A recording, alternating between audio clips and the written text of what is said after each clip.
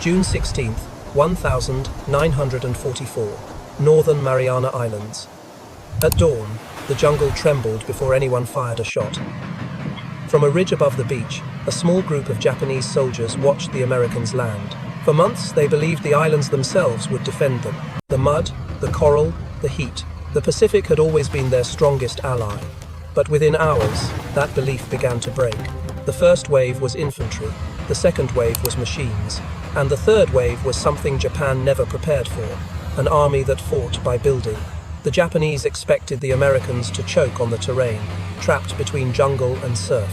Instead, as soon as the Marines pushed inland, the Seabees arrived. U.S. Navy construction battalions trained to carve order out of chaos with astonishing speed. Bulldozers tore through palm forests. Coral shattered under steel blades. The ground shook not from artillery, but from engines that never stopped.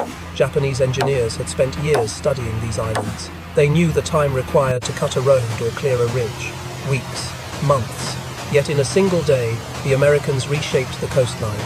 Coral piles became foundations. Flattened jungle became pathways. What was raw wilderness at sunrise showed the outline of an airfield by sunset. Guadalcanal had been the first warning.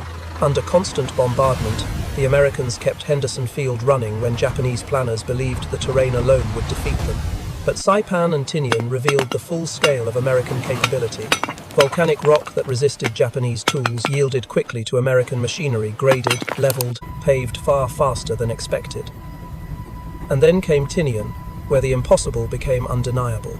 Within weeks, the Americans built the largest air complex of the war.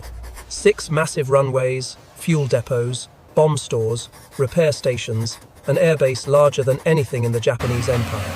Hidden in bunkers and caves, Japanese soldiers wrote in their diaries that runways seemed to rise out of nothing, as if unfolding straight from the ships. It wasn't an illusion. Everything from dozers to cranes to portable hangars had crossed the Pacific in a logistical wave Japan could not match.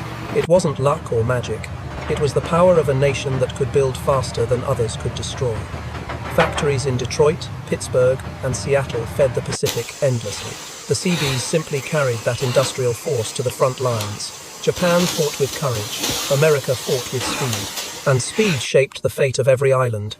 Each new runway meant more bombers, more supplies, more pressure, less time for Japan to recover. By late 1944, many Japanese soldiers understood what their commanders would not say. The true American weapon wasn't the B-29 or the Navy, it was the ability to turn jungle and rock into a launch pad for the next phase of war, faster than Japan could react. In the Pacific, time decided everything.